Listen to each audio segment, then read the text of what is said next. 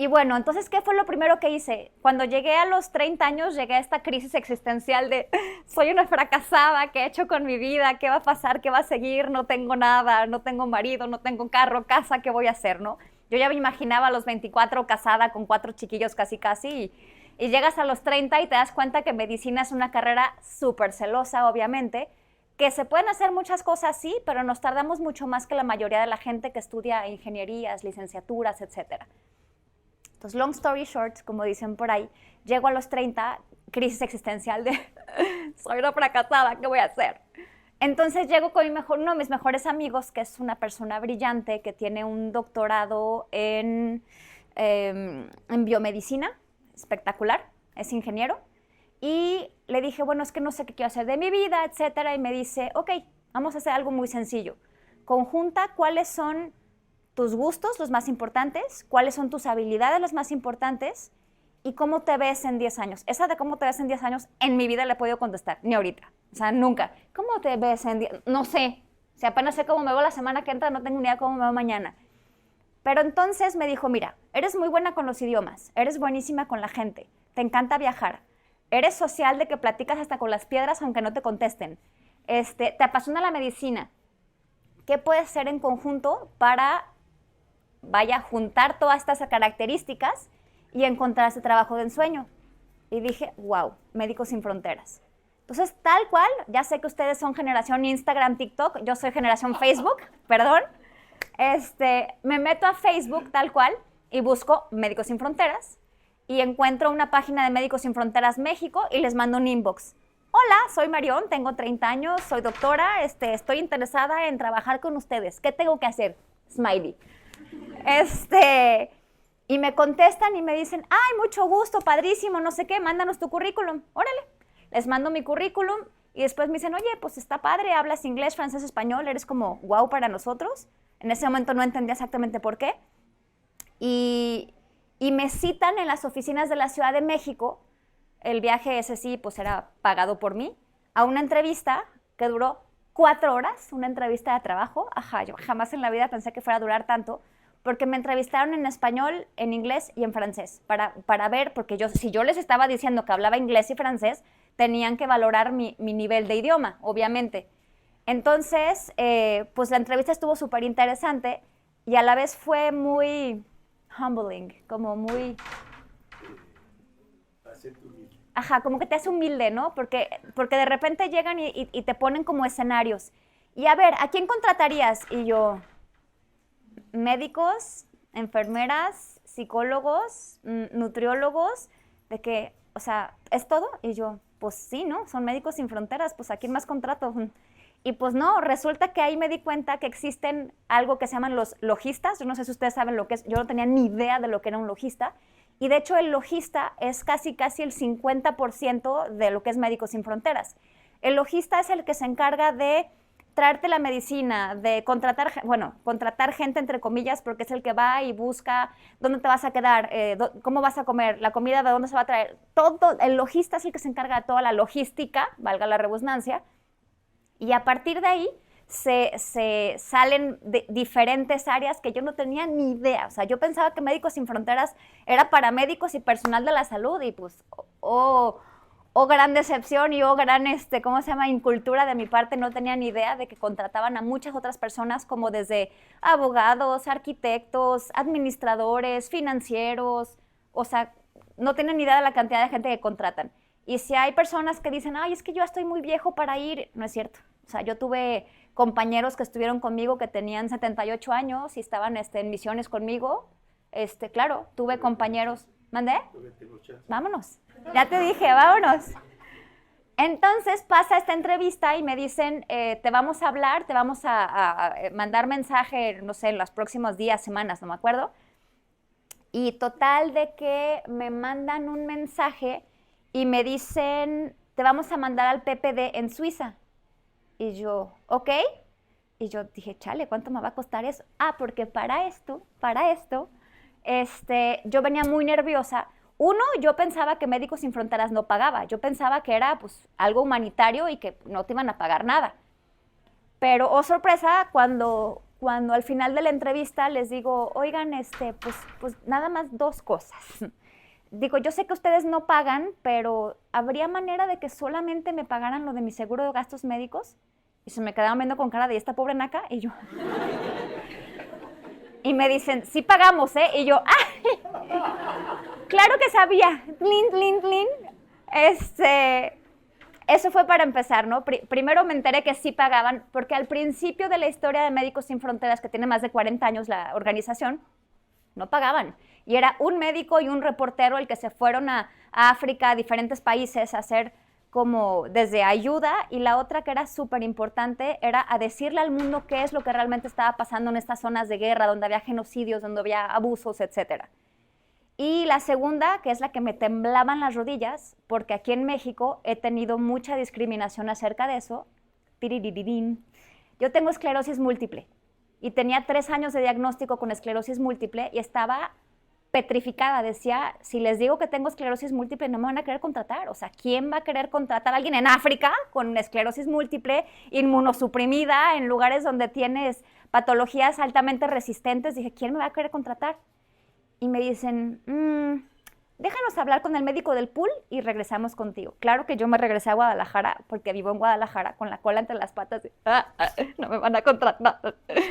Y claro que a las 2 semanas me llega la invitación para ir a Suiza. Mi primer pensamiento fue, ¿cómo le hago para pagar el viaje hasta Suiza? ¿Cómo le voy a hacer? Pero después me dicen, no, te vas a ir 2 semanas a Suiza para un entrenamiento que se llama PPD, que es Preparación Premier Départ, que quiere decir preparación para la primera salida, y te vas a una especie de retiro, a un hotel precioso en Ginebra, como en las afueras de Ginebra, todo, o sea, hagan de cuenta, no sé si algún día vieron la de The Sound of Music, ¿cómo se llama en español? Gracias, La Novicia Rebelde. Hagan de cuenta, sí, La Novicia Rebelde, precioso lugar. Y éramos puros, ahí sí éramos puros jóvenes, pero éramos de diferente, perdónenme si pocheo de repente, pero se me van de repente las palabras. Y estábamos ahí durante 2 semanas, ahí nos estábamos quedando a dormir, y éramos diferentes categorías de personas, desde médicos, enfermeras, logistas, water and sanitation, que ahorita les platico de eso. En fin, diferentes personas donde te empiezan a enseñar desde la historia de Médicos Sin Fronteras, cuáles son los posibles escenarios, que empieces a pensar de forma diferente. Y de las partes súper interesantes es que te explican que Médicos Sin Fronteras, hay 85,000 ONGs que ayudan, que son de ayuda humanitaria, pero la particularidad de Médicos Sin Fronteras es que Médicos Sin Fronteras no acepta dinero de gobiernos, acepta dinero únicamente de donativos. ¿Esto qué es? Hace una diferencia de decir, nosotros queremos estar en este país porque tenemos que darle atención ahorita, por ejemplo, a Gaza. Estamos en Gaza, somos de las pocas ONGs que estamos en Gaza, y nadie nos dice, ay, te voy a quitar los fondos porque ya me peleé con los palestinos y ya le voy mejor a Israel. No, nosotros somos los que decidimos cuándo, cómo, dónde, por qué. Lo cual está bastante padre, y eso es lo que hace que nos dejen entrar absolutamente a todos lados. Por ejemplo, en la guerra de Siria éramos la única ONG a la que le permitían estar adentro. Ni a Cruz Roja Internacional, ni a UNICEF, ni a todas las demás. Entonces, esta parte de que nosotros dependamos única y exclusivamente de donativos hace que, uno, los donadores tengan la garantía de que realmente su dinero está siendo bien invertido, por así decir, y en segunda, si tú donas 5 euros, $5 al mes, una de dos, o tú puedes decidir, yo quiero que vaya para este proyecto, yo quiero que vaya para el proyecto de las mujeres abusadas en Colombia, o yo quiero que este proyecto vaya para el norte de México con el problema de los migrantes, o yo quiero que este dinero vaya para lo de Gaza, por ejemplo. Y tienes un desglose siempre 100% transparente de qué se gasta cada centavo, a qué va cada cosa. Y de hecho, curiosamente, por eso, Médicos Sin Fronteras es una de las ONGs que menos paga a sus trabajadores. Dices, o sea, ¿cómo? Ajá, porque Médicos Sin Fronteras es una organización que en realidad pone el dinero donde lo tiene que poner. Tú ahí sí te das cuenta que a tu paciente le están llegando los fármacos, que sí está llegando el equipo médico, que estás poniendo luz, que estás poniendo plantas de luz, que estás construyendo pozos, que estás saneando el agua para que la gente no se enferme. La lista es súper larga. Tampoco digo que te tienen viviendo miserablemente, porque no es cierto, ¿no? Pero si nos comparamos, por ejemplo, con lo que paga Cruz Roja Internacional, que Cruz Roja Internacional paga como 8 veces más que Médicos Sin Fronteras, sí, no, pagan un dineral. Pagan como 8,000, 9,000, 10,000 euros al mes. Sí, no, pagan en serio, sí. Pero a diferencia de ellos, por ejemplo, Cruz Roja Internacional solamente puede ir a medio negociar. Oye, se me hace que estás maltratando al cuate ese de la cárcel. Y no pueden hacer absolutamente nada. Y nosotros como Médicos Sin Fronteras vamos, tratamos, el paciente es nuestro, nosotros vamos y le damos la comida, nosotros vamos y le damos las cobijas. O sea, sí estás viendo realmente a dónde va el dinero de los donativos y estás al menos seguro de que no estás solamente enriqueciendo a un médico, que está bien, se vale. Nosotros también vivimos y comemos y respiramos y demás, pero te estás dando cuenta que el dinero de los donativos realmente está llegando donde tiene que llegar. Les dije que platicaba demasiado, ya voy casi a la mitad y no voy ni más que en la primera diapo. En fin, estas eran las oficinas centrales de Médicos Sin Fronteras en mi época, ya las cambiaron de lugar, están en un lugar bastante más nice, todavía más a las afueras. Sí. Esto es parte del PPD, obviamente es unas fotitos que les comparto ahí de compañeras, compañeros de diferentes países. Ahora sí que conoces países que ni siquiera habías escuchado mencionar, que dices, tu país sí, claro que lo había escuchado mencionar. Yo me sentía culta en geografía, pero ahí me di cuenta que ni al caso. Y bueno, estos fuimos la generación que me tocó a mí de los que hicimos el PPD. Y de hecho, no sé si se fijan, este de aquí arriba está editado y pegado. No lo edité y lo pegué yo, ese no fui yo. Fueron Médicos Sin Fronteras. ¿Y por qué? Porque estábamos, es mexicano de hecho él, estábamos en pleno PPD cuando le dijeron, ¿qué húbole? ¿Hay misión? ¿Te lanzas? Va. En pleno PPD le hablaron y lo mandaron de misión, entonces no estuvo en el día que cerramos. O sea, tenía una semana de entrenamiento, nada, literal. Y dijo, vámonos. Es un chavo de Cancún. Entonces, ¿qué fue lo que sucedió? Me regreso a Guadalajara y me dicen, pues ahí te hablamos, ahí a ver cuándo salga misión. Claro, estás con la patita así como que cuándo van a llamar. Y cuando por fin me llaman, me dicen, te vas a ir a Sudán. Te vas a ir a una misión de Kala Azar. Ajá, ¿alguien levante la mano si sabe lo que es el Kala Azar? Wow. ¿Es infectólogo o algo así? Pues yo también, pero no sabía. Bueno, es que entonces, en aquel entonces yo no era salubrista epidemióloga, pero el Kala Azar, para los que no saben, es leishmaniasis visceral.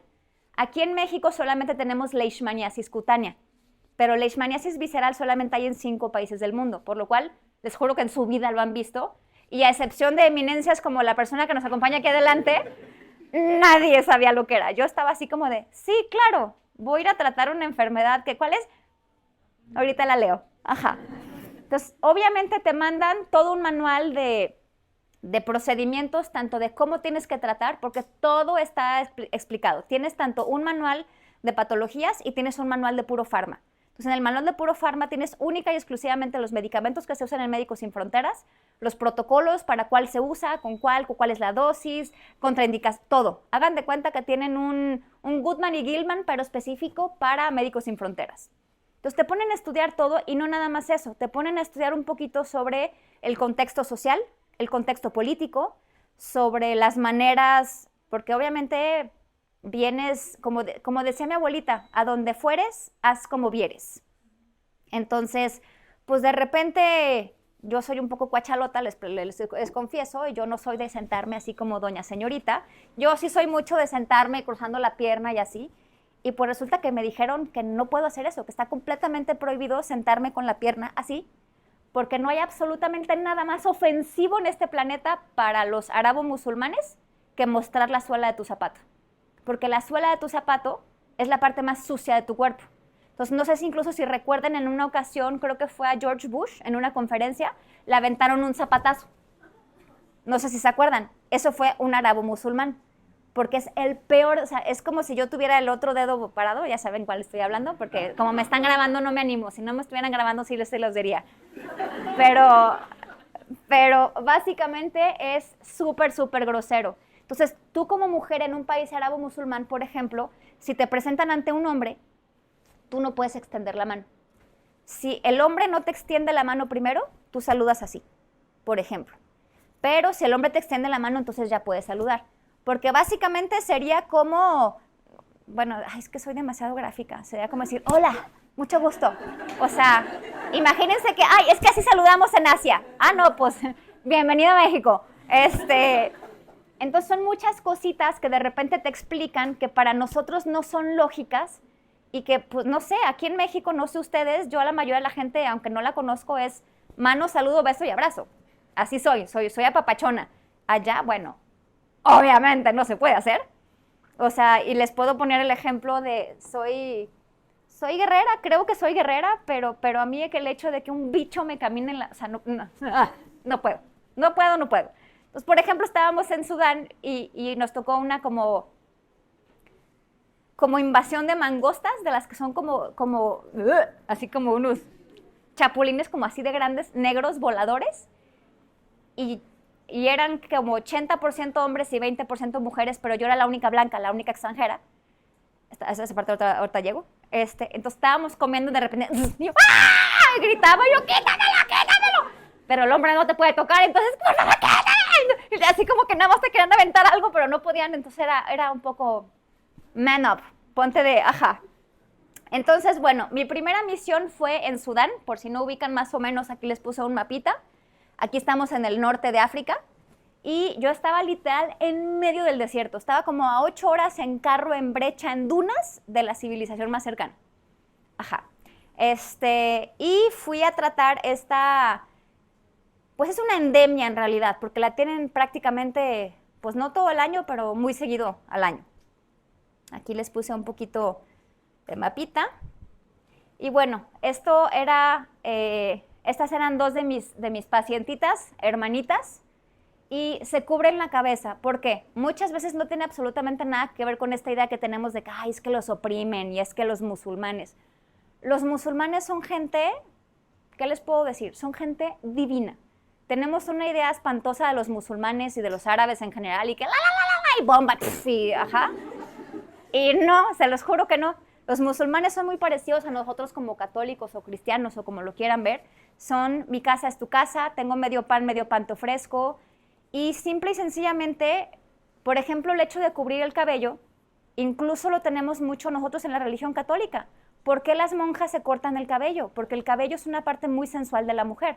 No es que estés enseñando un pezón, pero el cabello largo es una parte muy sensual de la mujer. Entonces, por eso las monjas se cortan el cabello. Ellas, en vez de cortarlo, lo cubren y solamente se lo enseñan al marido, por ejemplo.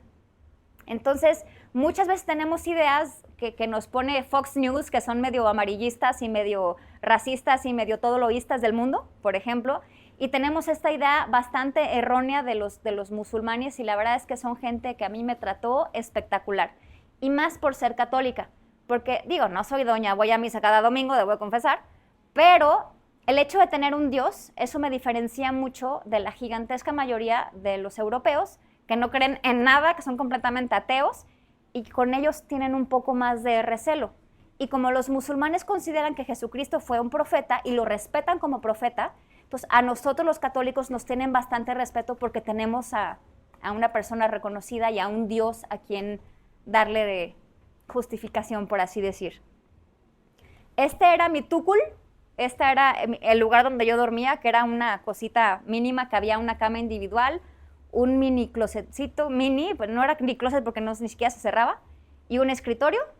Y en la parte, aquí no se ve, o sea, pero como aquí, pero en la parte de acá, había una especie de ventilador y había paja mojada, y eso funcionaba más o menos como aire acondicionado. Para ir al baño tenía que ir con machete, no es broma. Tenía un machete debajo de mi cama porque el día que llegué a misión me dicen, este es tu túcul, no sé qué, y este es tu machete. Y yo, ¿de qué me perdí? Espera cuando vayas al baño. Y yo, ¿con quién me voy a pelear para ir al baño? Perdón, ¿no? O sea, no, es que si quieres ir al baño en la noche de repente hay culebras y serpientes. Ok. Y para esto el baño no es baño, el baño es un hueco en el piso.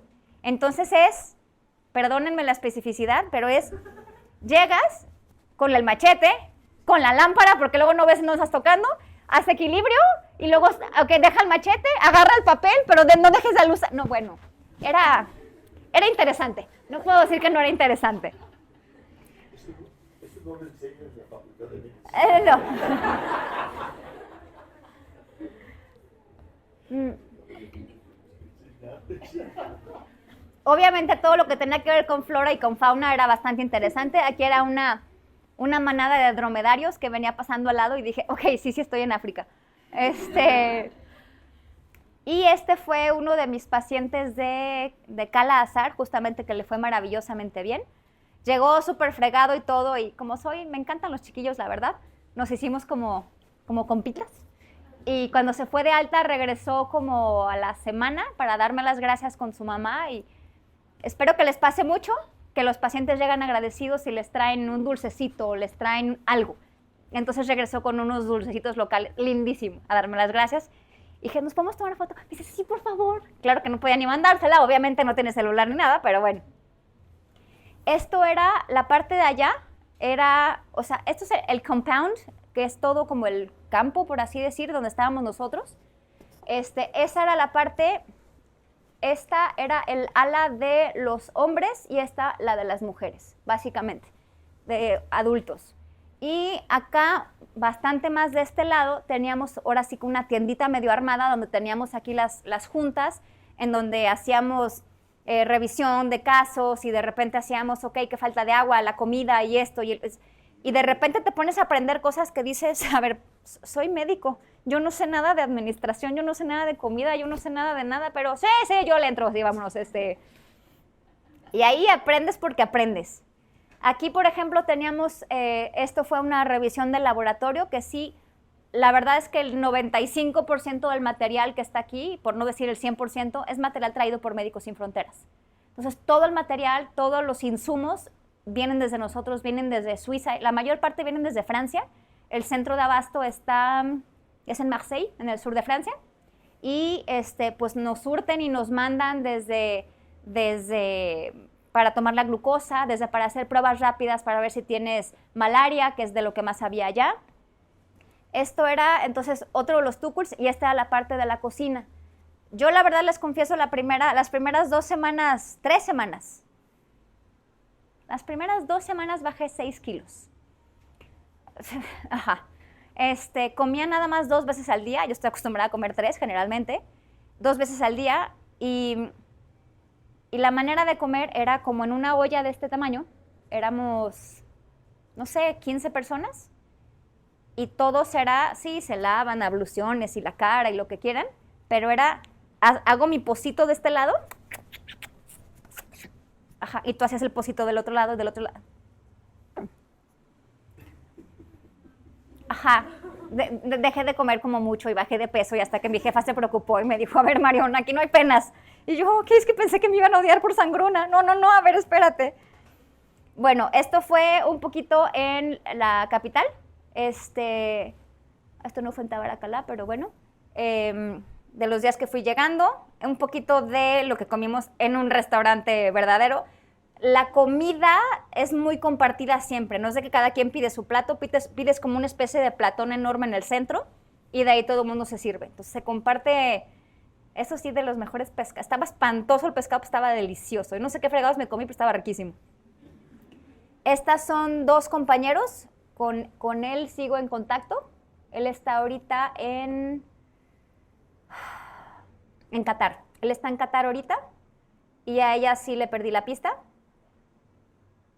Y bueno, entre las misiones generalmente, o cuando tienes una misión de 6 meses o de 3 meses, te pagan vacaciones en el Inter, entonces usualmente te lo pagan a los 6 o 5 países que estén más cerca, pegados a donde está tu misión, y te pagan todo, entonces está súper a gusto. Me fui a conocer Egipto, que era uno de mis sueños.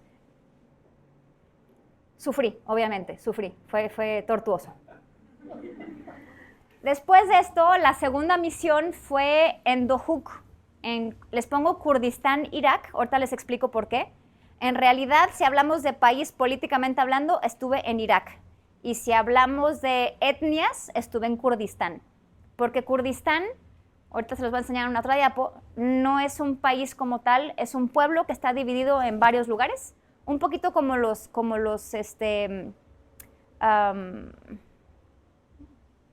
judíos, un poco como los judíos, por ejemplo, que están como, sí, tienen Israel, pero están como por todos lados y tienen tierra, pero no tienen tierra y se están peleando con los pakistaníes por lo mismo, algo parecido. Entonces, aquí me fui a me mandaron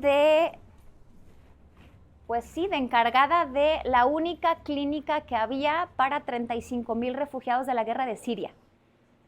Ajá, así. Así, voy a dar el ancho, no voy a dar el ancho, ¿qué va a pasar? No tengo ni idea. Entonces, aquí les puse mapita manas para explicarles, por cultura general nada más. Entonces, acá está Irak, acá está Siria, acá está Turquía, acá está Irán, Azerbaiyán, y todo esto que está en amarillo se considera el territorio kurdo. Entonces, si se fijan, Kurdistán como tal no existe, no hay un pasaporte kurdo, pero sí hay idiomas, sí hay etnia, vamos, kurda, y están en eterno pleito en que les den un territorio y están esparcidos como por 5 o 6 países. Entonces, bueno, esto fue cuando yo recién llegué a la misión, que empecé a conocer un poquito cómo funcionaban las cosas. Esta fue la doctora que yo reemplacé, que era una doctora de Australia. Ella era australiana. Aquí les puse un pequeño ejemplo de una tienda, esa tiendita de campaña que ven, que está puesta por ACNUR. Ellos ahí vivían, creo que 2 familias allá adentro. ¿Cómo? No tengo idea, pero ya se imaginarán el estado de hacinamiento en el que vivían, la de pleitos que había, porque Médicos Sin Fronteras tiene está haciendo calor, ¿verdad? ¿Este es el control? No, no, ¿verdad? No, este no es. Sí, es que siento que ya veo varios así y ya está haciendo como calorcito, ¿no?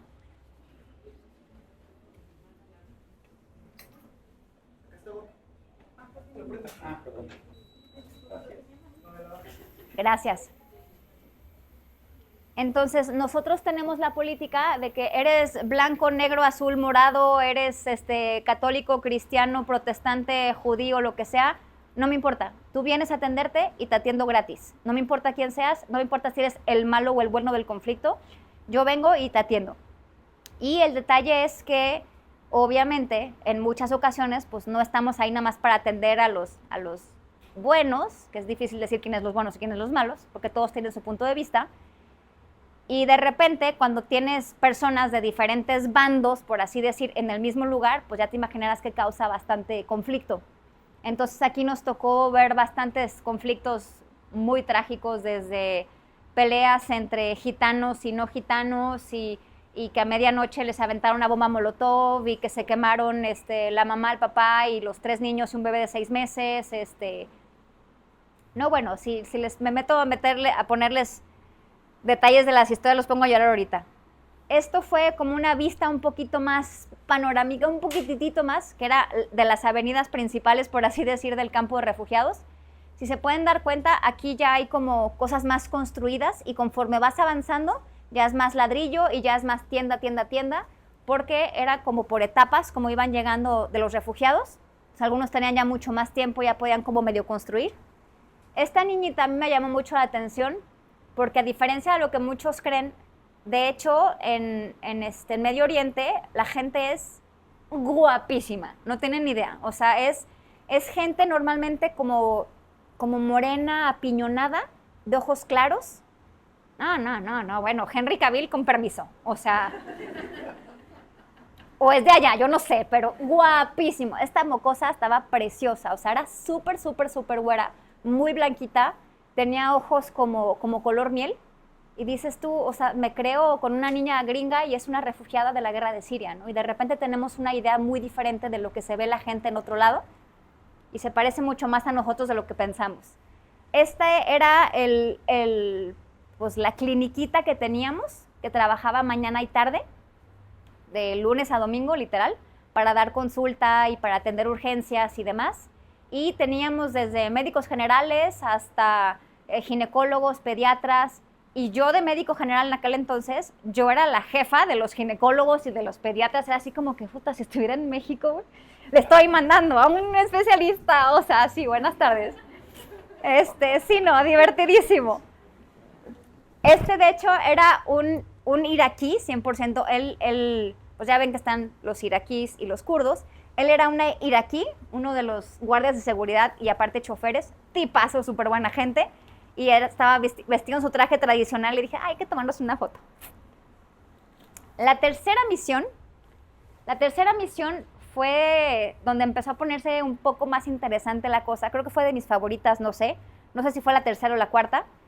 En la República Democrática del Congo, en el mero corazón de África, en el mero centro de África, aquí me mandaron a una epidemia de sarampión.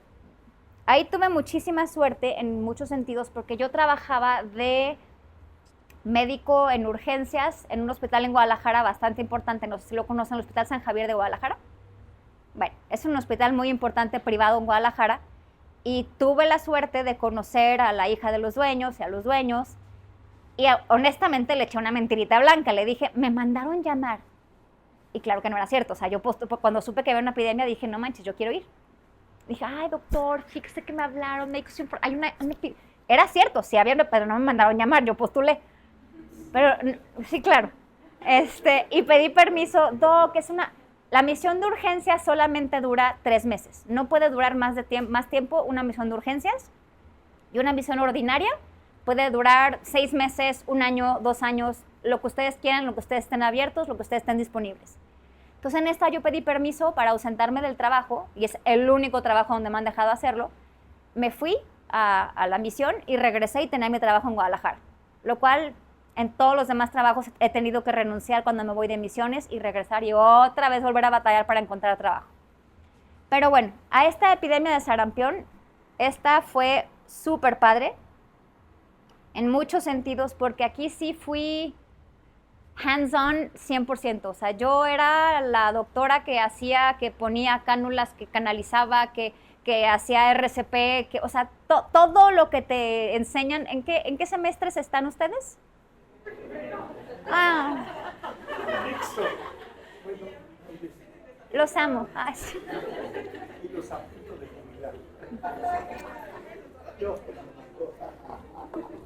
Bueno, no se preocupen, todo va a salir bien.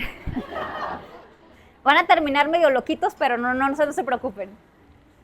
Entonces, si estoy hablando de cosas muy especializadas, me dicen, por favor, que de repente yo me voy solita. Entonces, bueno, estaba esta epidemia bastante importante, en donde obviamente los más afectados son los niños menores de 5 años. Y estaban muriendo, pero como moscas. Horrible. Entonces detectan esto, se desata la información que llega hasta Suiza, entonces se arma toda la misión. Y es ahí donde me dicen, pues vas, pues voy. Y literal me fui de médico general, pero más que de médico general estaba casi entre pediatra, entre intensivista, entre nutrióloga, hazle como puedas, literal, hazle como puedas y obviamente no te dejan solo al 100%, tienes tus manuales, te ponen a estudiar bastante, lo cual está bastante chido, y si acaso tienes alguna duda, que yo tuve 800 dudas, porque imagínense, digo, están todavía muy jóvenes, pero ya han visto, ¿no? Ya han visto una varicela, ya han visto, no sé, alguna enfermedad exantemática, algo que les da a los niños, que de repente no sabe si le picó un mosquito o le va a dar lepra, o sea, por ejemplo. Entonces, todo lo que es exantemático, todo lo que es en la piel, de repente es muy difícil de detectar, hasta para uno ya de peludo betarrón y así, pero... Entonces, imagínense, si yo estaba acostumbrada a ver varicela en un niño, y créanme, no es racismo, en ver varicela en un niño blanco, en un niño morenito, ¿cómo le ves la anemia a un negro? Ah, ¿verdad? ¿Cómo le distingues la anemia a un niño negro? O sea, dices, al blanco pues se le nota, al moreno pues se le nota, pero si te llega negro, ¿cómo sabes que está menos negro? Digo, again, no es mala onda, o sea, pero te cambia todo.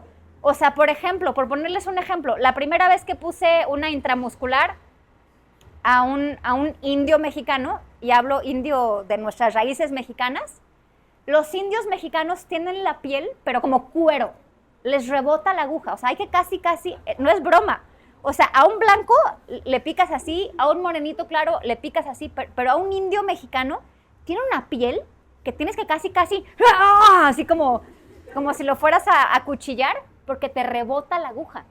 Con los negros pasa muy parecido. Y hay muchísimas patologías, muchísimas cosas que son súper diferentes en la raza negra. Incluso en la raza, por ejemplo, en los asiáticos, por ejemplo, todo es diferente. Entonces de repente tienes que volver a aprender muchas cosas de medicina y de repente yo voy a esta epidemia de sarampión y a todo lo que me llegaba, no, sarampión, a ver, Marión, espérate, eso es una gripa.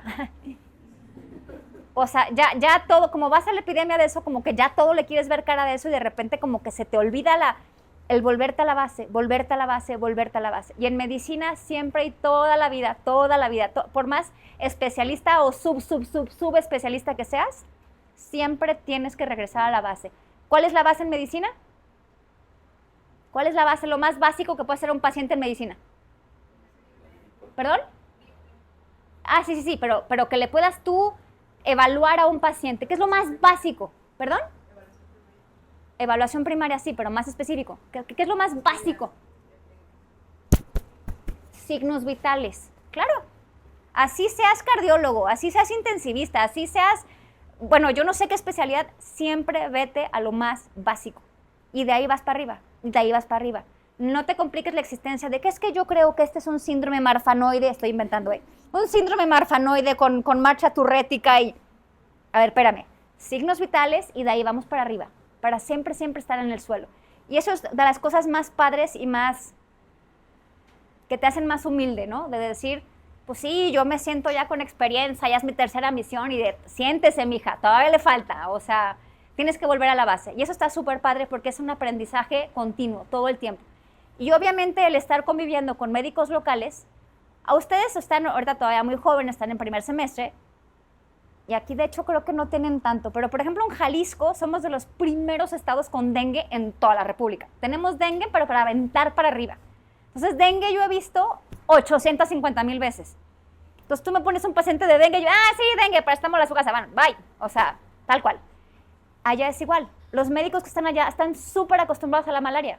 Paludismo, es paludismo, sí, y tú así como que, ok, sí sabía, ajá, y así vas aprendiendo poco a poquito, y se vuelve un intercambio continuo a veces entre especialistas, a veces entre generales, a veces entre simplemente ser del lugar, y como dicen, más habla el diablo por viejo que por diablo. Si en tu ciudad, si en tu estado, si en tu localidad tienes más de tal patología, pues obvio, la vas a ver tantas veces que te vas a hacer un fregón en esa patología. Entonces, esta parte de intercambio de conocimientos es súper enriquecedora y aporta mucho como la información cruzada que tienes, que nosotros tenemos, por ejemplo, más apego a la escuela gringa, lamentablemente. Hay otros que tienen más apego a la escuela francesa, que de ahí empezó nuestra medicina. Nuestra medicina moderna, por así decirlo, alopática, viene de la escuela francesa. Todos los libros en medicina hace 100, 150 años, todos estaban en francés. Ya después nos agregamos, no sé por qué, algo nos pasó, como que nos dio algo, pero bueno. Este era el hospital, el hospital donde estábamos trabajando, que estaba precioso, era puro de ladrillo, me hace súper bonito. Y era un hospital que construyó porque, República Democrática del Congo fue conquistada por los belgas. Es por eso que en el Congo hablan francés, los muy cultos. Los que no hablan lingala, kiluba, suajili, diferentes idiomas. Entonces de repente es como entrar al quite con cualquiera. Tienes tu intérprete, obviamente, tienes una persona que siempre te traduce.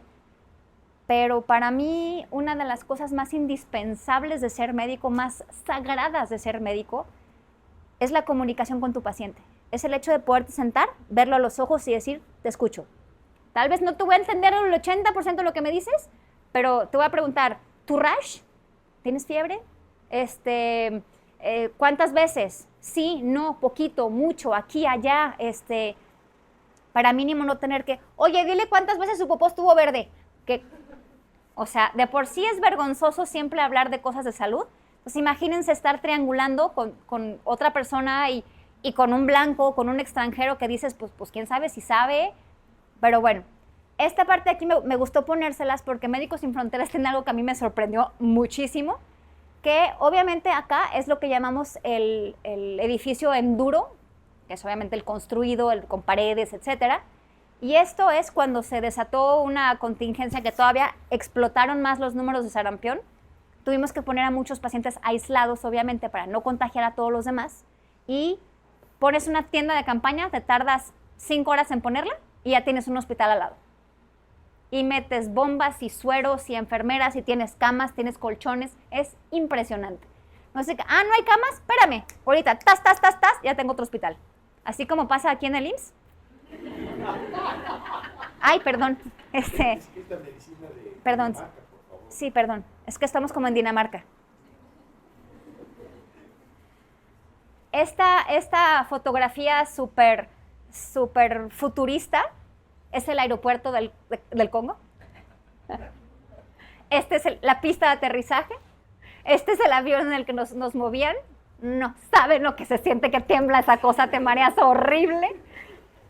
Pero esa era nuestra pista de aterrizaje, literal, porque estábamos, pero cerca de nada, literal de nada.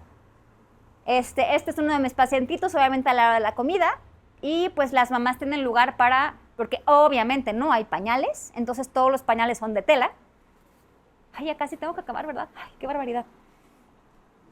Pero bueno, aquí tienen sus cosas. Este es mi equipo de enfermeros, uno de los de intendencia y algunos cuantos médicos. Y acá al lado, esto que ven aquí medio brillosito, a mí me llamó mucho la atención que parece como celofán, como papel aluminio, que me dijeron que eran unas cobijitas para la hipotermia. Y yo, o sea, güey, estamos en África, güey, ¿cómo que hipotermia? Pues sí hay hipotermia, definitivamente hay hipotermia cuando hay, obviamente, niños prematuros, cuando hay niños bajos de peso por malnutrición. Entonces les bajan las temperaturas 35, 34, que dices, se me va a morir. Les pones estas y es como cuestión de magia, impresionante. Y aprendes un chorro de cosas que no tenías ni idea de que existían. En Ancoro, por alguna razón extraña epidemiológica que no está estudiada todavía, tenemos multitud de embarazos múltiples, pero una cosa impresionante. Tener trillizos y cuates y gemelos era la cosa más común del planeta. ¿Por qué? ¿Quién sabe? Este fue un pacientito que de hecho tuvo un diagnóstico, tuvo varios diagnósticos que sí conocí, pero no se fijan que su ojito está azul. ¿Qué le pasó? No tengo idea. Ahora sí que hablé a referentes, les hablé a amigos que eran, ¿cómo se llama? Oftalmos, nadie me supo decir. Y este pacientito falleció como a los 3 días de esta foto, más o menos. Aquí si se fijan, por ejemplo, están tan caquécticos, o sea, tan extremadamente flacos, que los tenemos que canalizar aquí en el cuello, básicamente, porque las manitas, los piecitos, está imposible. Aquí tenemos, yo pensé que iban a estar de más arriba para conocer más términos, pero no importa, ahorita se los platico. Ahí tenemos 2 tipos de desnutriciones importantes infantiles, que es el marasmo y el kwashiorkor. Y aquí se los quise ejemplificar con uno y con otro. Básicamente el marasmo es este paciente, el que está completamente flaquito, que no está panzón, que no ha crecido, que está con retardo en el desarrollo. Y también está desnutrido, pero está súper panzón. Está como acumulando muchos líquidos, mucha proteína que lo hace estar edematizado. Y son así, literal, caso de libro. Y los puse juntos, dije, no, esta foto me la tengo que llevar. Este niño es el único caso en mi vida que he visto de tétanos. Aquí en México jamás he visto tétanos. Gracias a Dios, los antivacunas todavía no nos han saboteado la vacuna del tétanos. Gracias a Dios, espero que no lo hagan nunca. No tienen una idea de lo traumático que es ver a un paciente con tétanos. Es horrible. Lo tienes que tener encerrado en un cuarto porque no le puede entrar la luz le detona. No puede llegar ruido porque lo detona. Y les dan unas especies de espasmos que parecen casi poseídos por el diablo, así que se arquean por completo como si fueran el exorcismo de Emily Rose o yo no sé qué. Horrible, sufre, les dan dolores espantosos y el tratamiento prácticamente es inexistente. Entonces, durante 3 meses que duró mi misión, desde un día antes de que yo llegara hasta un día antes de irme, este niño estuvo hospitalizado. Ese fue el día que se fue de alta, bendito sea Dios. Solamente lo manejamos con diazepam y era el mocoso más feliz del planeta. Obviamente yo me enamoré 80 veces allá y me quería llevar a 80 niños, pero no pude. Este fue otro de mis amores, lo confieso. Vean esa sonrisa y díganme que no se enamoran, por favor. Luego me tocó otra parte que es el outreach. Me tocó la parte de ir a los lugares remotos, o sea, todavía más remotos, donde no pasan los carros, donde nada más puedes pasar, si acaso, en moto. Y aquí me tuve que bajar de la moto porque ni siquiera con 2 vean el puente. O sea, ajá. Esa es una clínica de salud en el pueblo que seguía, imagínense. Y la atendía un enfermero, porque ni médicos tenían. Y obviamente les íbamos a llevar material y vacunas y demás, y pues que Dios los bendiga, pues ¿qué más podemos hacer? Aquí fue una pequeña experiencia espantosa, horrible. Iba yo en el convoy con 6 motos, en 6 motos, iba yo atrás de un morrito como 20 veces más flaco, si se fijan, yo estaba más gordita ahí. Iba con un morrito, pero flaquito, flaquito, entonces yo venía abrazándolo así, y éramos como 6 motos, y de repente en medio de la jungla, en medio de la nada, o sea, yo era la única mujer, era la única blanca, era la única doctora, todos los del convoy pues eran pues, locales y demás, y de repente nos paramos y había un grupo como de 4 o 6 hombres con unas escopetonas así, estábamos en medio de la nada, y yo ahí sí dije, ya valí madre. Ya, de aquí ya no me encontraron, me van a aventar en una zanja, ya no regreso, o sea, y no, eran cazadores de changos y nos estaban vendiendo el chango para comer en $18. Y yo, no, gracias, mucho provecho, mucho gusto, pero no. Algunas de las cosas que me tocó, por ejemplo, las de allá son termitas que mezclan con arroz. Obviamente no las probé. Sí, no, bueno. El de acá del medio es un animal en peligro de extinción que se llama pangolín, pero allá se mueve, entonces se lo comen. Ajá. Y este es hay un Bambi, ¿cómo se llama? Un venado, gracias. Es un venadito, pero estaba muy chiquito, entonces no lo podíamos, no lo querían vender para comer. Y dijimos, no manches, exacto. No. Y yo, está bien bonito. Estaba ya acariciándolo. Yo, no, esto no me lo quiero comer. Esta cosa, la cosa de hasta allá, es como, ¿vieron la caricatura de Hércules? Así como la serpiente, pues así, y nos la comimos. La carne es como amarilla, no sabe fea, pero sí me dio como asquilín después de que la vi. Y luego esto es como una especie de dragón, tendría como 2 lenguas, como bifurcadas. También nos lo comimos, y la clásica, ¿sabía como pollo? Ajá, tipo, más o menos. Y era Timón. Timón era nuestra mascota oficial. Sí, nos enamoramos. Era la mascota oficial del equipo. Ese no nos lo comimos. Ese no nos lo comimos. Pero un día amaneció ahogado después de una tormenta. Sí, todos nos pusimos bien tristes. Esto fue entonces en entremisión. Tuve chance de ir al desierto del Sahara, que es de las experiencias más extraordinarias de mi vida, increíble. La inmensidad de la nada del todo, de wow. Fue un monje... te dije la palabra, budista no es. Es un monje, pero es un ermitaño. Y lo ves, o sea, a decenas y centenas de kilómetros no hay absolutamente nada, nomás está él caminando con su palito. Impresionante. Y bueno, la cuarta misión, ya porque si no, ya. La cuarta misión fue en un país que seguramente en su vida han escuchado mencionar, y no se preocupen, no son los primeros, que se llama Chad. Chad es un país gigantesco, si se fijan, que está justo pegado con Sudán, está abajito de Egipto, Libia, arriba del Congo, más o menos. Yo estaba exactamente aquí, en la frontera entre Chad y Sudán, y ahora yo estaba recibiendo a los refugiados de la guerra de Sudán. ¿Nos van a correr? Ok. Esta fue entonces la misión del año pasado, antepasado. Entonces aquí era una misión súper interesante porque fue una misión tripartita, por así decir. Eran 3 proyectos en uno. Una parte del proyecto era el hospital pediátrico, del cual yo era directora. Yo fui directora de todo el hospital, no directora médica, directora de todo el hospital. Ajá. Después estaba el hospital quirúrgico y la maternidad y todo eso, donde veían obviamente todos los balaceados, mutilados, ortopedia, trauma, materno-infantil, todo lo que era partos, bebés, etcétera. Bueno, los recién nacidos nada más. Y la tercera parte del proyecto era en la mera frontera para captar a la gente que venía entrando de Sudán, porque tenían puertas abiertas con Chad. O sea, Chad es el 4.º país más pobre del mundo, y aún así abrió las puertas a Sudán para decir, hermanos, vénganse, son bienvenidos. A ver cómo les ayudamos.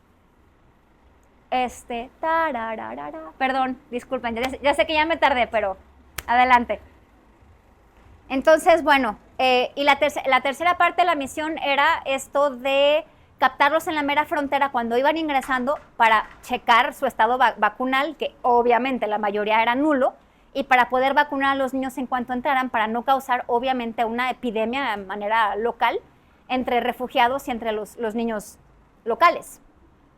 Entonces, esta fue la foto por la que me regañaron cuando subí a redes y la tuve que bajar, esta. Esta fue una foto que tomé así de que, así, de que no me vieran porque no podía tomar fotos en lugares públicos, porque el gobierno de Chad no quiere que nos demos cuenta de qué tan pobres y miserables viven, ¿no? Y esta es una foto del mercado que me gustó muchísimo, que literal sin enfocarla, tomé así, es en serio, no es broma. Aquí estoy con varios de mis compañeros, estábamos tomando una capacitación que nos dan varias desde Suiza. Aquí estoy, por ejemplo, como yo era directora del hospital pediátrico, me tocaba a mí recibir a todas las grandes personalidades de Médicos Sin Fronteras, de Cruz Roja Internacional, de UNICEF, de cuanta ONG se les ocurra, de la OMS, por ejemplo. Me tocó recibir delegados de la OMS y yo, sí, claro, esto es normal para mí, o sea, yo estoy acostumbrada a esto y súper temblando. Y aquí estoy dándole como un tour, explicándole, este es otro de nuestros hospitales inflables, así les llamamos, y este hospital inflable era el de... No, este no es el de terapia intensiva, este es el de nutrición, el de desnutrición. Este era mi equipo en el hospital, este era mi jefe, ¿cómo se llama? Mi director médico, este era mi director de enfermeros, esta era mi pediatra y este era mi médico general, básicamente. ¿Quién? ¿Cuál? ¿El de allá? Ah, es el que te digo que es el director general de Médicos Sin Fronteras Suiza. Top de top. Y todavía tengo su contacto. Obviamente, aquí con algunos de mi equipo en el hospital allá. Esta fue una niñita que de verdad estuve a punto de traérmela. Fue una súper historia trágica que yo les platicaré porque se nos está acabando el tiempo y no los quiero retener tanto. Pero básicamente su mamá, una chava de 35 años, con 5 hijos, embarazada del 6º, venía cruzando huyendo de la guerra de Sudán. En el cruce le matan al marido. Imagínense, si aquí en México como mujer es difícil salir adelante de mamá soltera, imagínense allá, y en contexto de guerra, y con 5 chiquillos, y con un recién nacido por llegar. Pues obviamente llegó a nuestro hospital, dio a luz a esta niñita que le apodamos Hadija. Hadija es porque era el nombre de la esposa favorita de Mahoma, de su primera y la más importante. Y le pusimos Hadija, y de hecho a mí me apodaron Hadija las mamás, pero bueno, esto luego les platicaré. Y la niña ahí tenía 6 o 7 días de nacida. Y como cuatro trabajadoras de Médicos Sin Fronteras dijeron, yo me la llevo. Pero fue todo un tema y la tuvieron que mandar al ¿cómo se llama? Al orfanato en Chad. Y fue, bueno, en fin, larga historia. Me enseñaron a vestirme como chadiana. Todavía tengo esa mantita, me la traje. En esta otra foto son las que llamamos las mamás. Son las que nos cocinan, las que nos lavan. Tú a Médicos Sin Fronteras vas a misiones a no hacer absolutamente nada que no sea trabajar. No cocinas, no tiendes tu cama, no lavas tu ropa, no haces nada. No tienes chofer, nada. Tú tienes que dedicarte y enfocarte al 100% en hacer tu chamba. De lo demás, ni te preocupes. ¿Cuál está bastante concha? Por eso son las mamás. Esa foto es una de las fotos que alcancé a tomar medio también a la discre de uno de los campos que teníamos de refugiados también, ahí en Chad. Y acá estoy con las cabezas más importantes de diferentes ONGs, desde UNHCR, desde UNICEF, desde Acción contra la Faim, otro de Médicos Sin Fronteras, otras ONGs bastante importantes que son actores muy importantes que nos ponemos a trabajar en conjunto para compartir datos y para darnos, oye, ¿sabes qué? Yo vi este problema, tú tienes esto, no sabes qué, sí, yo tengo, pero lo podemos conseguir por acá y trabajamos en conjunto como para colaborar y llegar a un mejor resultado. Esto de acá, así de rústico como se ve, fue el área en el hospital pediátrico que es en el que yo estaba encargada para los pacientes aislados, para aquellos que eran infectocontagiosos. Y en una ocasión metimos a uno que no era infectocontagioso, pero como era del clan contrario, lo teníamos que medio esconder para que no fuera a causar problemática, que se fueran a pelear entre familias y demás. Esto es otro de los hospitales inflables y esto es también parte de la primera etapa de malnutrición, que eso sería muy largo explicarles, pero algún día. Esto es parte del edificio duro que llamamos, que es donde tenemos a los pacientes pediátricos, de alguna manera los menos graves, y esta era mi cama y ese era mi mosquitero. Entonces duermes en el piso, en un colchón. Si tienes muchísima suerte, tienes una base y la cama, y usualmente compartes cuarto con alguien. ¿Con quién? ¿Quién sabe? Siempre con gente del mismo sexo, obviamente, pero es rarísimo que tengas un cuarto para ti solo, a menos que tengas un rango muy elevado. Entonces, aquí les quise compartir, no los voy a poner a leer, si quieren se los leo, les quise compartir un escrito que hice, porque es otra de mis pasiones, la escritura, sobre algo que pasó en el Congo. Malditas costumbres. Hay veces en las que por más que amas lo que haces, a veces se llega a odiar el amarlo tanto. El llevarte el trabajo a casa, el hacer personal algo laboral. A veces, en algunas ocasiones y contextos, se vuelve imposible. Annie es una paciente que me tocó ingresar hace unos cuantos días por un paludismo maltratado y sarampión. Llegó con malnutrición, flaca, malhumorada, febril, deshidratada, apática y muy enferma. Su papá, un joven de unos años menos que yo, siempre muy paciente, muy amable, muy atento, completamente enamorado de su hijita. No se le despega nunca ni a sol ni a sombra. Tanto que no puedo recordar haber conocido a la madre, solo a la abuela. Annie tiene 4 años y meses. Siempre está de malas y es tan apática que me recuerda al Grinch de mi sobrino menor, que jamás se deja abrazar. Ella no me deja ni acariciarle los cachetes. Cuando paso visita, me voltea la cara y me ignora. Tiene su carácter tan establecido a tan joven edad que por alguna razón me encariñé mucho con ella. Han sido días y días con fiebre. Siempre que la veo está con sábanas mojadas, completamente envuelta y ardiendo en fiebre.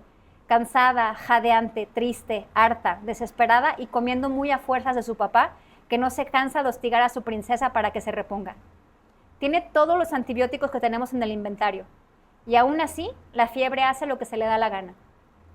El día de hoy, ya para irnos a entregar guardia, Annie entró en choque séptico. Ya no respondía, jadeaba, jalaba el aire a sus pulmoncitos con mucho esfuerzo.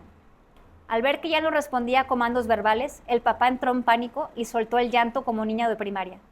Gritó fuerte y agudo, estrujando el cuerpo de su hijita. El equipo de respuesta de urgencia se puso inmediatamente en marcha, dirigido por nuestra pediatra. Le dimos RCPD de alta calidad.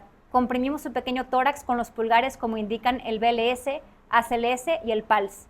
Nos turnamos para manejar vía aérea y cardiovascular.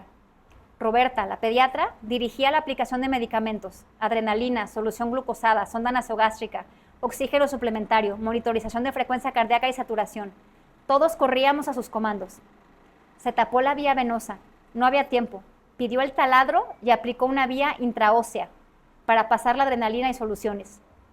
Yo ya estaba en vía aérea, en la cabecera de la cama, ambuceándola, viéndola a los ojos, viendo cómo ella me seguía con la mirada, asustada, a la vez aliviada y a veces errante. Nunca dejé de hablarle. Debo de confesar que tenía años sin rezar, y le recé 4 vueltas de Padre Nuestro, Ave María y Ángel de la Guarda. Annie me veía directo a los ojos, en un grito mudo de ayuda, y a veces simplemente se iba. Pero después volvía a mí, a mis palabras, a mis ojos. Pasamos 55 minutos comprimiendo, reanimando, oxigenando, medicando. Y Annie se murió entre mis 2 manos, viéndome directo a los ojos mientras el oxímetro marcaba el descenso de su frecuencia cardíaca y su oxigenación. Annie murió con su carita entre mis manos y con mis palabras de «no te rindas». Salí de ahí y me senté a llorar afuera del pasillo de emergencias. No me importó que me vieran los pacientes. Tenía el corazón tan roto que simplemente pensaba en su mirada, cómo me suplicaba en silencio mientras se me iba de las manos como gotas de agua de lluvia. Hoy se me fue mi roñosita que tanto me recuerda a mi Piero apático. Hoy por primera vez se me fue una vida entre las manos, con todo lo que eso implica. Mi culpa no fue, hice todo lo que estaba en mis manos para salvarla.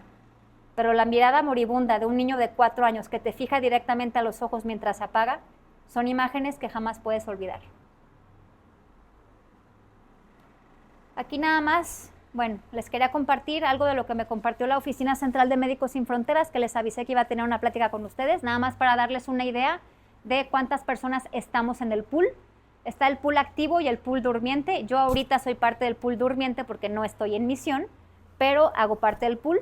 De Costa Rica, ya antes éramos solamente México, pero ahora la Oficina de México gestiona Costa Rica, El Salvador, Guatemala, Honduras, Nicaragua y diferente de California o de México, no sé exactamente, no me contestó. Somos cerca de 185 personas. Entonces, para saber cómo postular para Médicos Sin Fronteras es a través de la página de mcf.mx, en la sección de trabaja en proyectos internacionales, idealmente no les convienen nacionales. Los requisitos generales entonces son al menos 2 años de experiencia relacionado con el puesto, relacionado al puesto con constancias que la respalden. Eso quiere decir que después de salir de medicina general, 2 años más. O si hicieron su servicio social en un lugar que no fue de patito, de investigación, bueno, no que la investigación sea patito, pues, pero me refiero que no es práctica, no es práctica. No, bueno. Me van a odiar aquí. Les puede contar, a mí, por ejemplo, yo estuve en el servicio social, estuve en la Cruz Roja, por ejemplo. Entonces me contaron mi año de servicio social como año de experiencia, más un año más que había hecho trabajando en otro lado. Te piden al menos el dominio del inglés para poderte mandar a más misiones y obviamente si tienes el francés, tienes prácticamente toda la carta abierta. Título profesional, obviamente, y 12 meses. Se supone que te piden una disponibilidad de 12 meses, pero puede que tengan una misión de 6 o de 3, o todo depende.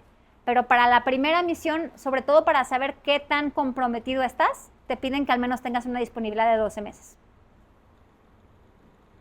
Y para el proceso de reclutamiento entonces, te revisan tu CV, te piden una carta de motivos de por qué quieres estar en una organización humanitaria, te revisan tus documentos, la parte del pasaporte, los títulos, el formulario de habilidades, etcétera. Te evalúan los idiomas, obviamente, a ver qué tanto sabes español, me queda claro que ya, pero de inglés, si se puede otro más, bienvenido. Evaluación de competencias, generalmente no es que te hagan un examen, pero sí en la entrevista, por ejemplo, te preguntan cosas más que nada para ver cómo piensas, para ver cómo actúas ante los problemas, porque definitivamente te vas a encontrar con cosas que jamás en tu vida te habías topado. Y yo creo, personalmente, para mí, lo más difícil, casi más que la misión como tal, es que ahorita ustedes todavía no lo viven, pero cuando estás en el internado, comes, duermes, trabajas, todo con tus jefes, con tus compañeros, todo el tiempo. Pero sales del internado y te vas con tu mamá, con tu papá, con la familia, con el novio, con los amigos, a echar la chela, lo que quieras. En Médicos Sin Fronteras no. Puedes compartir el cuarto con tu jefe directo, te vas a lavar los dientes con tu jefe directo, desayunas, cenas y comes con tu jefe directo. Esa parte humana que dices, ay, yo soy súper buena onda, créanme, es retador. El dormir, comer, vivir, recrearte, relajarte, trabajar, estresarte con la misma o con las mismas personas, de repente es un reto para el que tienes que estar preparado, por ejemplo.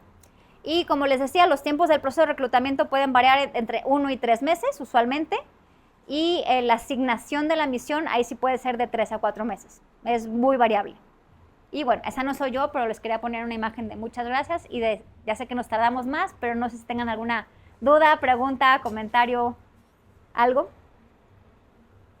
Primero que nada agradecerle porque la verdad no tenemos acceso a esto frecuentemente y bueno, me considero ignorante en el tema. Entonces, pues el tener este acceso a tanta información, yo creo que se ve tan buena persona, tan increíble, es maravilloso de conocer a personas como usted. Gracias. La felicito y ha hecho un trabajo espectacular, muy humana. Entonces, pues es un honor conocerla, muchas veces que vino a nosotros. Y pues nada más. Muchas gracias, doctora, te agradezco mucho.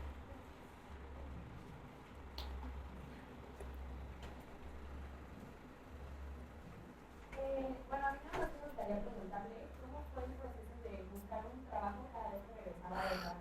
Horrible, horrible. O sea, es complicado y luego sobre todo como tengo esta parte de la esclerosis múltiple, de repente dices, chale, les digo o no les digo en la entrevista, de que sí hay un chorro de discriminación que no debería, aquí en México hay mucha. Entonces imagínate, el hecho de irte y regresar, entonces luego ven en tu currículum, ¿por qué solamente duraste 5 meses en este trabajo y me fui de misiones? ¿Y no te vas a volver a ir? No. Ajá. Pero sí es complicado y ahorita sobre todo tenemos la situación en México, lamentablemente para los médicos, no los quiero espantar. Somos demasiadas universidades de medicina en México, demasiadas. Tenemos un número excesivo de estudiantes de medicina o de médicos que se gradúan y los sueldos están risorios. De repente, digo, no me quiero decir yo soy la doña currículum, pero me han llegado propuestas de trabajo por 12,000 al mes, 15,000 al mes, que dices, digo, yo no conozco el nivel de vida aquí en Querétaro, pero en Guadalajara no haces nada con eso, nada. Y dices, o sea, me he fregado de mi vida muchísimos años trabajando, tengo experiencia, tengo idiomas, tengo neta, 15,000 pesos. Y ahorita está exageradamente prostituida esa parte porque hay exceso de médicos generales. No soy médico general, tengo una maestría en salud pública, pero de maestría en salud pública la consulta es mínima. Si no estás en una institución pública o en un gran hospital, o sea, no das consulta básicamente. Entonces, aquí en México básicamente nos meten en la cabeza desde los primeros semestres que si no eres especialista no eres nada, que no vales nada.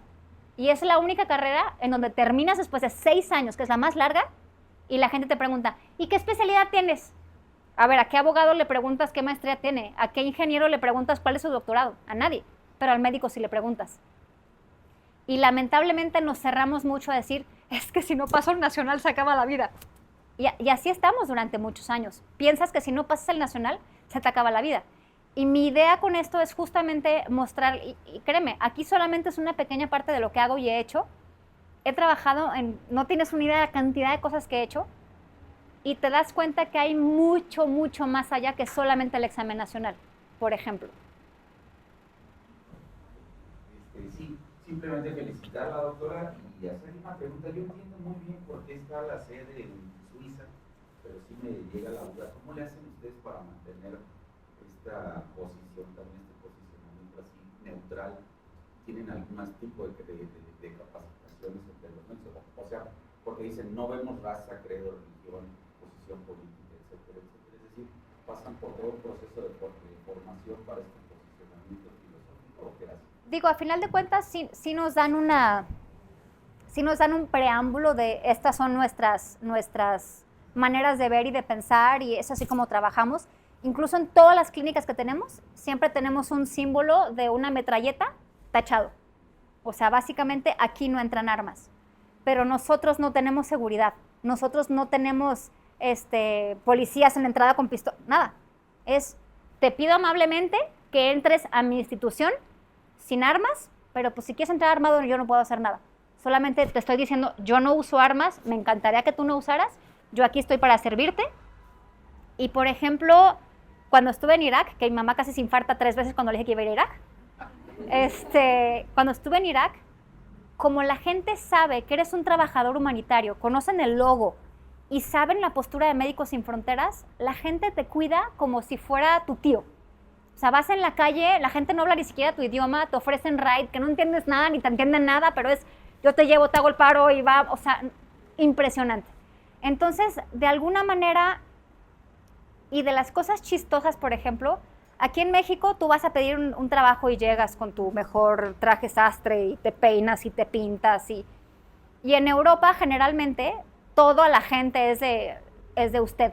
Sí, señor, disculpe, señorita, aunque sean de tu edad, vas a una tienda y la chava de tu edad o más chiquita, sí, señorita, dígame usted, y todos te ustedean. Y Médicos Sin Fronteras, en el muy buen sentido, es lo más informal del planeta.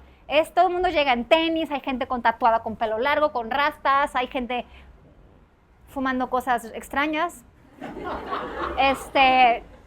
Todo es súper cool, súper relax, no es de yo aquí soy el jefe. Y todo es tan al nivel, tan sentado a la igualdad, que entonces te vuelves parte de esa cultura y si no lo eras, lo aprendes sí porque sí. a la buena. De nada. Yo quisiera decirles a ustedes algo. Ella y yo le di una clase por Zoom y ella luego me buscó y me dice, te busco porque pues, somos Romo. Y yo dije, ¿cómo? ¿Y tú de dónde eres Romo? Y entonces fui a visitarla a Guadalajara y resulta que por ahí atrás, en el árbol genealógico de su madre, la familia mía, estamos de alguna forma. Es chistoso, ¿no? Pero, perdón las lágrimas, pero me duele mucho que una universidad que se llama ser extraordinaria como el TEC de Monterrey en Guadalajara, la corrieron porque tuvo un ataque de esclerosis múltiple. ¿Eso es un digno? Perdón, yo puedo decir una grosería, que su madre.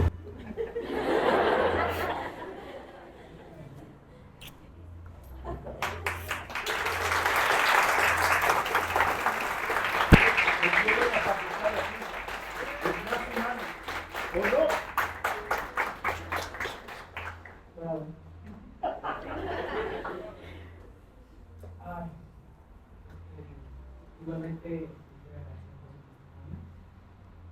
justamente fue muy complicado en algún momento encontrar información respecto a todo esto. Y creo que muchas personas quisieran contarlo, pero pocos lo hacen. Y justamente me preguntaba un poco para eso. No quiero que sea como tan triste nada, solo me da un poco de miedo a veces pensar en hacer parte voluntaria. Por la parte difícil. A lo mejor a veces piensas que vas a lo que vas, ¿no? Vas a ayudar a las personas, que algunas veces pero cuando le pasa una compasión, no sé, yo no está padre de arreglar las cosas, no me idea de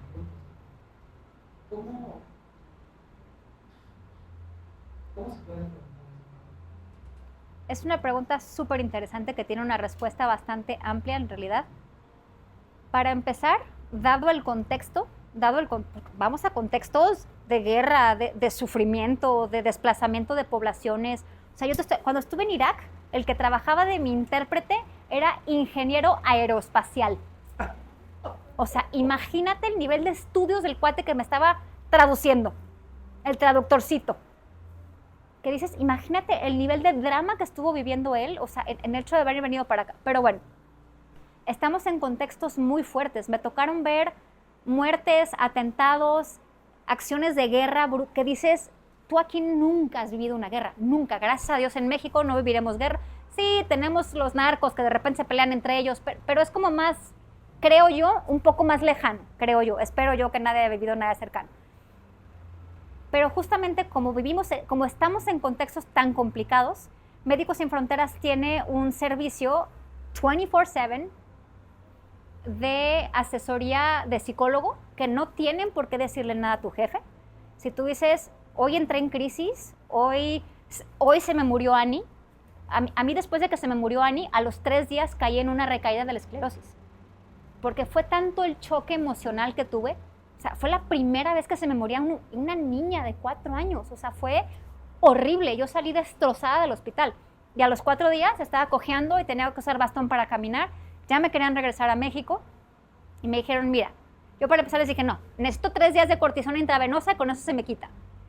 Pero hay un servicio de psicología y tienes llamada, si quieres, 1 hora diaria o hasta más, de asesoría de, me está pasando esto, me está cargando chingada, ¿qué hago? ¿Cómo me comporto? O sea, no estoy acostumbrado a esto. E incluso, si tú llegas a decir, acabo de vivir una experiencia demasiado traumática para lo que yo estoy acostumbrado, en ese momento agarras el teléfono sin resentimientos de nadie, quiero terminar mi misión. Estoy mal, psicológicamente estoy mal. Y la evacuación médica psicológica es mucho más frecuente de lo que te imaginas. Es una organización tan empática porque entiende el contexto donde estamos trabajando. Si de por sí, como médicos normales, aquí nos tocan ver cada historia que la gente nos cuenta, que horrible, que te destroza el alma, porque la gente se abre con su médico y le cuenta cosas que a nadie más le cuenta. Y más cuando generas esta relación de empatía con tu paciente que te vuelves más familiar que paciente. Y allá que te toca, a mí me tocó ver abuelas matando a sus nietos, me tocó verlo. Me tocó ver niños quemados bueno, no te puedo ni siquiera explicar. Y el trauma es grande. Y si tú dices, necesito 3 días libres, te los dan. Doctor, tómate 3 días libres, descansa, vete a dormir, vete a la capital, relájate, come bien, descansa bien, ya que estés bien regresas. Y ahí, a diferencia tristemente de aquí, hay mucha empatía, mucha empatía. Si tú dices necesito, ellos te dicen yo te ayudo. Yo te guío, yo tengo apoyo para ti. Y eso es de las cosas que dices. Ya quisiera ver que aquí en México te justificaran una ausencia por depresión. Ah, ¿estás deprimido? Ándale, échale ganas, venas al trabajo. Ah, ¿tienes insomnio? Me vale, venos aquí a trabajar a las 7, hazle como puedas. La empatía que se maneja es algo que yo nunca en mi vida había conocido. Y allá me dijeron con todo y esclerosis, claro, vente, tenemos doctores con VIH, tenemos doctores con cáncer, tú vente. O sea, huevo. Pero se vale. Y allá no hay pena en pedir ayuda, al contrario. Yo al principio tuve pena en pedir ayuda, me daba mucha pena pedir ayuda. Y ya después de mi trauma en Irak, fue donde, y yo pedí evacuación médica. En Irak estuve muy mal, en Irak me fue muy mal, muy mal. Tuve una jefa espantosa, pero sí. Bueno, pues la Universidad Autónoma de Querétaro, a través de la Facultad de Medicina, otorga el presente reconocimiento a la doctora Marion Osterberg Romo por su valiosa participación en la cátedra magistral con el tema Una mexicana en Médicos Sin Fronteras, que se llevó a cabo en el auditorio Víctor Manuel Calderón el día 5 de septiembre del 2025. Quisiera brindarle, además de este reconocimiento a la doctora, pues ya nos demos cuenta que tiene un corazón muy grande. Muchas gracias. Y sabemos que nos va a llevar a partir de ahora Ay, qué bonito. muy cerca de su corazón, Ah. porque ya es parte de nosotros. Gracias. Muchas gracias. Muchas gracias.